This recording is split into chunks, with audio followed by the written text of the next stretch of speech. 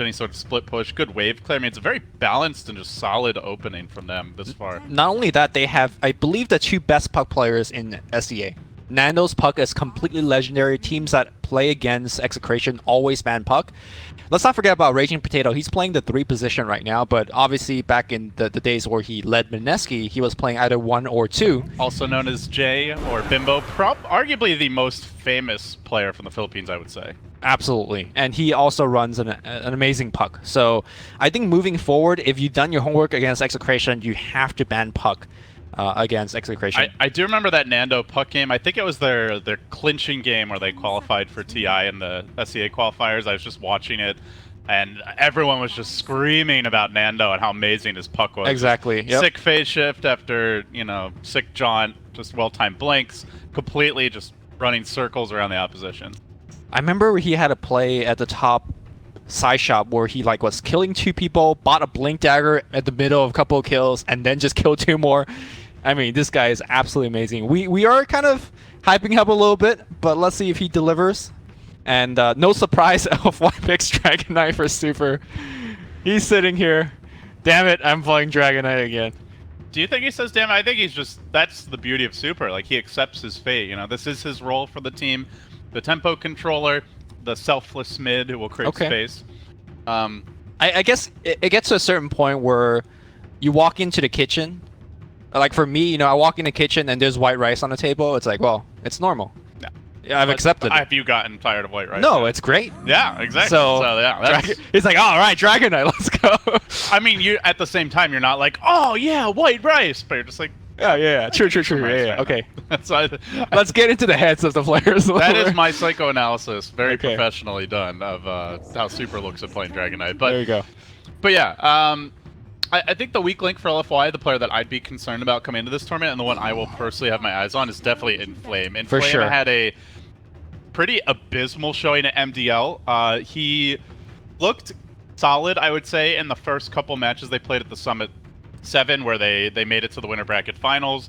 Then they ended up losing both of their series and getting bounced out of the tournament. But Inflame really started to show some weakness, I would say, and just perhaps depth of hero pool. He seems to get picked off a lot in the off lane. He also doesn't seem to find farm. So I hope he'll come and revitalize this tournament. And for LFY, getting him off to a good start to me is especially important.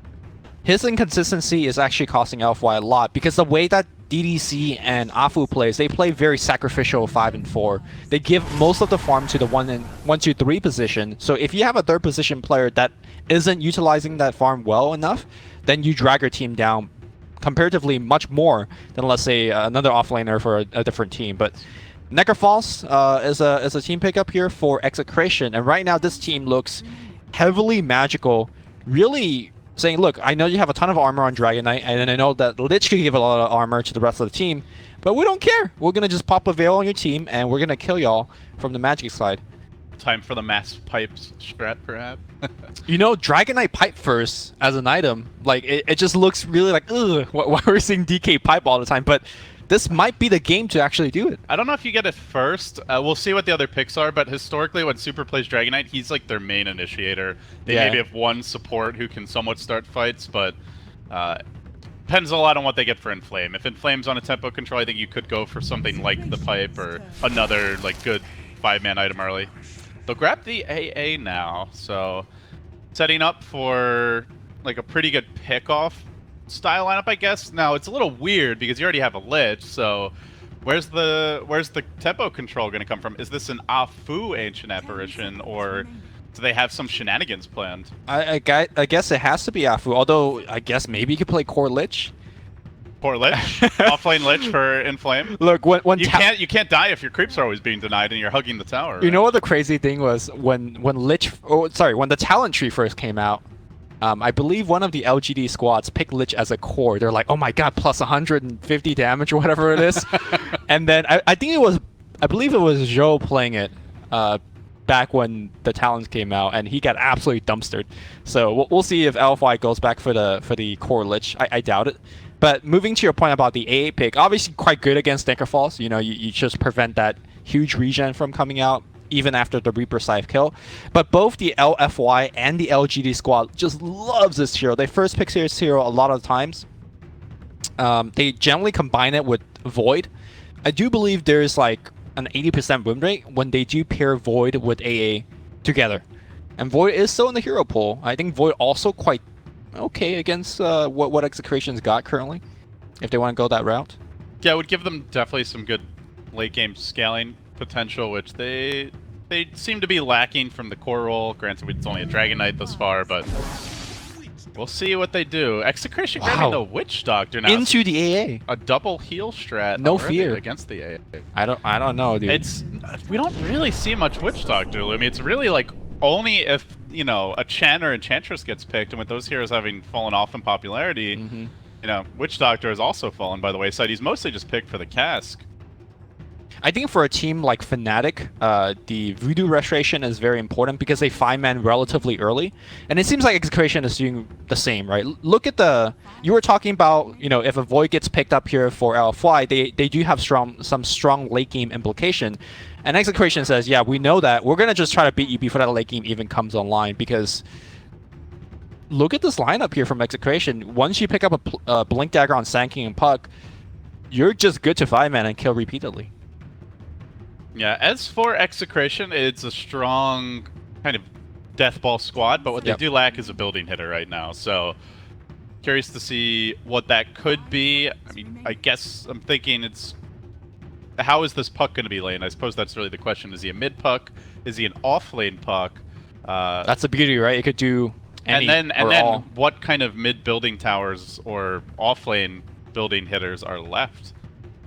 There's really not a whole lot. I was thinking like Drow could be okay with the Necrophos puck, but I don't know if you necessarily want that against the Void AA. And I also very dangerous. I don't know how you lane it, more importantly. All right, looks like this is going to be Inflame hero, very tanky. Oh, the Necro counter. Yep. Let's not forget that Necro could go in the off lane. That's how Fnatic employs it. They put Ohio on it, and then he just kind of tanks up in the front. That is certainly true. It all comes down to this last pick here for Execration, their opening match of the International, looking to make it out of the group stage, and they will snag the Weaver. So you see some pretty long cooldown ultimates, you see a single target ultimate in the Doom, and you say, let's pick a good Linken's builder, Fernando, someone that, you know, can bait out the Chronosphere potentially, and also does well when those ults are in cooldown. I like how we hype up the puck players on a team, and then none of them plays it. And no, it's playing the Weaver. No, it's James. Yeah, James is playing. They've got 3 good puck players. Surely they're unstoppable. I honestly have never seen James play the puck because, again, you know, his 2 teammates are so good at it. But you know, this is the first time, and we'll see how he delivers. James is by far the most inexperienced player on the team for Execration, but I think he's also at times their best player. Like, given how little competitive experience that he's got, he is lighting it up, and I expect him to make some big plays if the TI jitters does not get to him. All right, are you feeling the TI jitters, buddy? Oh, dude, it's a walk in the park for me, man. No, not in the nervous sense. Are you like tingling? Are you excited? Oh yeah. I mean, does it feel like TI to you yet? It amps up. Right now, not so much, because we're seeing some Lich first picks, you know, we're seeing some Dragon Knights. You're sitting in a hotel room, in a comfy chair. Wait till, like, main event day 1, we're putting on suits, you know? Are we? I was gonna wear nothing. You know, that reminds me, that clip that we did, where you did the WoW scene. You flip your jacket, you look into the mirror, and you nod at your head. That is the TI jitter. Like, that's when you know it's hype. That's when thing really gets real. So all right, looks like we should be ready to go. LFY taking on Execration. It is our opening game of this 2-game series. You and I casting total of 3 series today. We'll take a break after this, head over to the main stream to round out the day, but for now, begin to tell the stories of LFY and Execration as we see Execration setting up with what looks to be an offensive tri-lane for the Weaver, at least initially. It will be a safe lane Doom for Inflame, so they're potentially dodging this. Looks like they did get early boots on DDC, interesting. So, showing this AA some love, and Afu playing the true sacrificial 5-position ledge. And that is the question you propose, right? Who is going to be playing the Lich? Afu is the roamer. Afu is the guy that's going out there to gather information for them, and I think Lich is just not the hero for that. DDC. They want to catch him, but too bad he's got boots. They're going to try anyway with the cast, but this could be a trap if Execration walk into it. Could be in trouble. The Burrow Strike comes through. They're going to commit pretty heavily for this AA. The boots might be enough to save him, though. One more auto attack. It's not enough. He makes it back as follow-up. Sakuchi doesn't quite get the kill, but the last little plink from the Weaver will. So one down and looking for a second. They're going to burrow onto Super. A quick twofer to get the party started for Execration. Wow. Well, at least he did get the rune, but the other thing about that team fight was that Dragon Knight committed to stealing Dragon Tail level 1. Let me tell you, that does not help your laning stage. You either want Breathe Fire or Dragon's Blood. So James, you know, getting the advantage there, getting the experience, but also making DK having a tough time in terms of the skill. Definitely a big start here for Execration, already closing in on 1,000 gold lead after that. We'll have, as you mentioned, a bit of an additional advantage. So how do you envision these lanes shaking out, Lumi? The Raging Potatoes Necrophos is being left alone against a Lich. That feels pretty painful, but it is a Void farming there, so at least a melee hero. Obviously, mid lane looks good, with James having that skill advantage, and then Execration in this dual lane in the off lane. For now, it seems like her ass out. So overall thoughts on the way the lanes are set up? How do you feel those are going to unfold? And then I guess we could talk about, you know, objectives and timings for these teams. What is the long-term outlook for each squad? So I think the lanes actually are pretty decent for LFY, despite how things started. Hold that thought here. Top lane DDC might get gone on again. The boots, I don't think will save him this time. Nando going in, he won't have Sakuchi. And pretty long cooldown on level 1. If that's a level 2 Sakuchi, I think he's likely dead. Yeah, so I think the lanes will be fine for LFY because they have the Lich, and also I think the Sand King might be a little bit stranded. Oh, Nando, the anticipation plays. Hey, DDC, how you doing, buddy? Quick Sakuchi in, needs 2 more auto attacks to get the job done. Wait, has the Geminate attack off cooldown. You know what that was, lives. LD? He walked next to the tower and he got armor off the aura of the tower. That definitely helped out there. That plus the Tango made the difference. Yep. That was such a sick play by Nando, though. Even though it doesn't get a kill, just completely reading the mind of DDC, expecting him to go for the 2-minute stack and/or pull, and just completely ambushed him. Wasn't able to secure the kill, but sends him packing back to the base. I mean, you say that he's reading minds. At the same time, he also missed like 2 full creep wave, right, for that play. So it's, you know. Yeah, now RR's packing 5 CS to his. There you go. There you go. Probably not ideal in that sense. It's a gamble worth taking. Well, despite the early point in Dragon Tail, things still going well here for Super in the mid lane, 12 CS. I honestly just feel like Dragon Knight never loses his lane anymore. I've seen people dual lane him, try lane him, he still gets his levels, he rarely dies. K is just the new, like, hyper-stable mid, and I guess the new thing is with the Breathe Fire revisions from, you know, a year or so ago, this hero actually farms very well. Yeah, he really reminds me of Magnus. You know, back in the days where you just sit in the mid lane, shockwave nonstop. Spam shockwave. Yeah. And yeah, I absolutely agree with you. The big thing is he going to be that initiator like you pointed out during the draft, or is he going to build a hood and work into the pipe because the 5-man is coming? Bottom lane, looks like Burrow Strike has started up. Afu. You can't kill anyone with Frost Armor, please! Kimo, get out of here. Monet gets to work on him, however. Raging Potato delivering the nukes is going to force that Void on his heels. Backs him off at least for now, but still the pressure is on as the Lich tries to get active. But active is really anathema to the concept of Lich. Yo, SAT word of the day? Yeah. You want to define that real fast? Because I have no idea what that means. It's like antithetical. It's like the polar opposite of what it means to be Lich is, you know, taking action. I like how you define a tough word with even a bigger word. That is... David Gorman for you. Man, that's the 800 talking. I think I actually knew a lot more words when I was in school. Slowly my vocabulary has decreased. Now I just say fiend and noob a lot. Dank. And dank. Yeah, dank's a big one. My understanding and usage of the word dank has definitely improved over the last 5 years, I would. Well, this is a very different LFY. You were asking what are both teams' game plan moving forward. Execration wants to come out of the lane stage very early with good items and 5-men, I think. And LFY is trying to survive that 5-men and go late because they do have the scaling cores of the Void and Duke.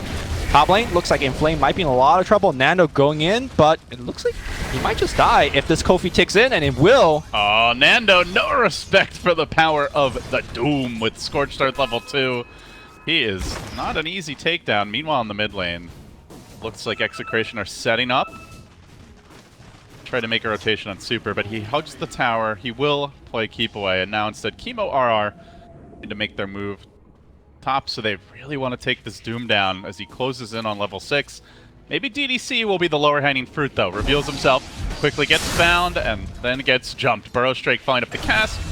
It'll be a clean takedown of the AA, but not the juicy or Doom target that they were probably hoping for. Bottom, Raging Potato in a lot of trouble. He does not have Ghost Shroud here yet. Oh, he's in trouble. If there's a bash here, he's likely done for. Even without it, he might still die. Monet, big commitment. Afu securing the kills.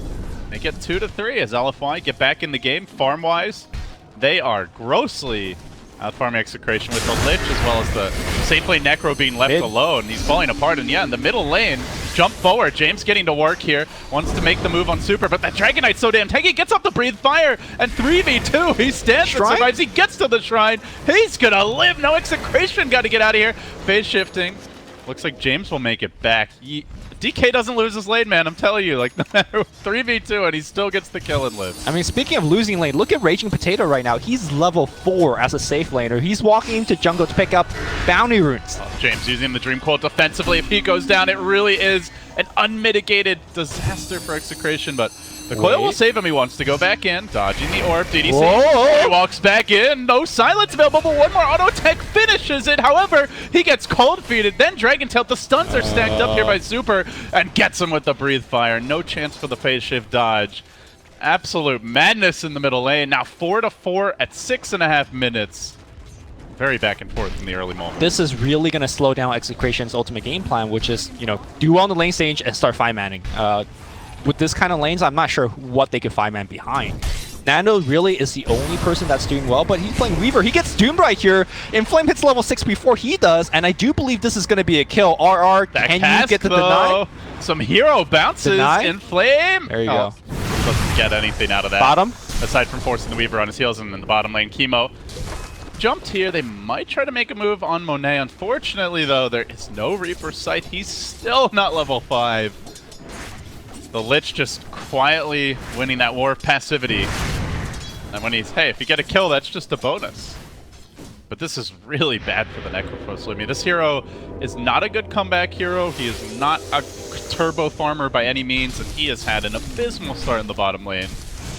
How do Execration look to recover? Get level 6 on Sand King and go with the puck. Get some kills going. Lemic gonna just get picked here in the river. That icy vortex. Yeah. Don't sleep on it. Breathe Fire did like half his health. At least for now, it's still only level 1. Yeah, I don't know how Execration is gonna really come back from this disastrous start, because Chronosphere is up too. So Raging Potato might just be dead here. In fact, he is going to be raging after this. Eats the Chrono. Now comes Super, ready to go with the Dragon Tail follow-up. Jamming it in is Afu to the with the follow-up nuke damage to get the kill. LFY, another grab. They even force out the TPs. Execration unable to convert on those. Nando, meanwhile, trying to pressure the Doom, but with a level 4 Scorched Earth active, that is not a realistic kill. In fact, he's getting pressured back out of the lane. And wants to commit for this, dropping the Swarm. He's going to have a Sakuchi soon, but Inflame simply too tanky. Nando's like, when is this damn Scorched Earth going to end? Well, finally it will, but he just stands his ground. Nando may going to try again. He's just committing so much to try and pressure this Doom on the lane. Can't quite do it. While James does find an AA kill in the mid lane. Afu does have the Chain Frost. No mana forward. He's about 20 short. Unable to commit for that secondary kill. James finally gets something rolling for Execration. They had the 2 early kills, Lumi, and since then it's just really felt like all LFY. It's been a 6-3 run for them. They have moved into the lead, but a small breath of life from James as they will find the cast from the low ground, following up with the orb, but the stun out of the tower will bring James low. Phase shifts out, still eats the Breathe Fire though. Super man-moding up, now wants to back away. The Caustic combined with a little bit of Maledict damage gets the job done. There is action. There's a Doom ready though. Okay. And Nando's gotta be careful. Just poking the bear a little bit. Ideal scenario is you hit Sakuchi right as he dooms you, and you just get back to your tower safely, but of course, if that Sakuchi's on cooldown, Nando has to be very cautious. Oh, there you go. That doom is gonna happen. Ice Vortex is gonna give vision, and I don't. Nando. That was just a great trap by LFY. They know Nando wants to be like cheeky with the Sakuchi, but not respecting their willingness to carry. Well, you said that Inflame is the X factor. He's had a better early game that I've seen today than in the past 2 months. So Doom is one of those heroes that could scale absolutely amazingly. I think he needs to actually help his team to initiate, though. So I'm expecting some sort of Blink Dagger-esque build to jump in there and isolate that Weaver. Or do you think he's going to go for something else? I mean, I think normally with LFY Super, we'll get a Blink or Shadow Blade, and he already is grabbing Drum. So with that in the Void, I don't know if you need that, but Jesus. Ha, boo! The hate parade has arrived. Yeah. I like the... One thing I've noticed with Lich players nowadays is they're very willing to just blow the Chain Frost as a nuke. For sure, yeah. They don't even care if it bounces usually. It's just for the double nuke damage. To get a kill early, it's more than worth it. As a nice timing there on the phase shift. James is going to dodge that super stun as it came in from distance. Will likely go down here to the Maledict. No super staying alive. The power of the Frost Armor will repel Execration. LFY again. Just finding kill after kill. James is going to orb in here. He does have the stuns, but he's out of range. Afu just casually slips away. Sliding to safety. Now Monet comes in. The Chronos there. Fate shift. No wow for you, sir. Down he goes as well. 11-7 LFY. A shaky start, but gaining steam now up to a 2,000 gold lead and right back in it, Lumi. Yeah. I think they were in a commanding position in this game simply of the heroes that they got. Something that you point out during the drafting phase, who is Execration's tower hitter? If you're falling behind, one thing you can do is starting to trade towers. But I guess Weaver is your tower hitter. Weaver can be if he's farmed. Right, but he's not farmed. And he's building into Lincolns just to protect himself. I just don't know what Execration's avenue of comeback is. They are so far behind. I talked about level 6 tanking. I mean, look at him right now. He's roaming around level 5.5. Nowhere near a Blink Dagger either. Yep. This is a big commitment Execration have made, investing a lot of resources in smokes, in time off the map, and so far hasn't really paid off, but they're going to find a coil now. It's on the Doom, however, they're not combining their abilities here very well. DDC was the go for Execration support. Now the Chain Frost comes in combined with the late arrival of Raging Potato. Will net them an Ancient Apparition kill at least, but still, that Frost is a bouncing. Raging Potato dropping extremely low, eats the Doom, eats the Blade as well, and LFY rough shot over Execration. Very poor focus fire, gets punished. Yeah, despite having the initiation on their side, Execration still gets absolutely dumpstered in that fight. This is like LeBron James going into, the park, dunking on kids. This is kind of how it feels like. And let me tell you, LFY is the LeBron James right now because... I did not look at LFY as the LeBron James of the International, at least not going into the tournament, but they are dominating them that hard right now. Okay, fine. They're the Yao Mings, right? Yeah. Let's get it, correct here with the metaphor. That's racist, Lumi. What? All right. Also, isn't Yao Ming retired and has bad knees now? He's kind of crippled, isn't he? Yeah, and he's still dumpstering on these kids. Are you saying that LFY are crippled in some way? Well, I don't know. You're just putting words in my mouth now. It's hard. It's just too easy. Nando going in here. Kofi not going to take in. He does move to the north side. Doom is very tanky, and yeah. This Doom versus Weaver matchup has just been so bad for Execration. Nando can't really kill him. He wasn't even able to farm all that effectively in the lane. And now even when he tries to make a move, you want to while Doom is on cooldown, they don't have the firepower to burst him. Yeah. I'm just feeling like the Doom pick was perfect. I think it also really shores up some of Inflame's weaknesses where he would die a lot early. Doom is a very difficult hero to kill early because he's so damn tanky with the Scorched Earth. So it seems like a pairing between hero and player that's working out quite nicely. I think normally Doom is a disadvantage early on because he has no armor, right? If it's a 1v1 lane, you could actually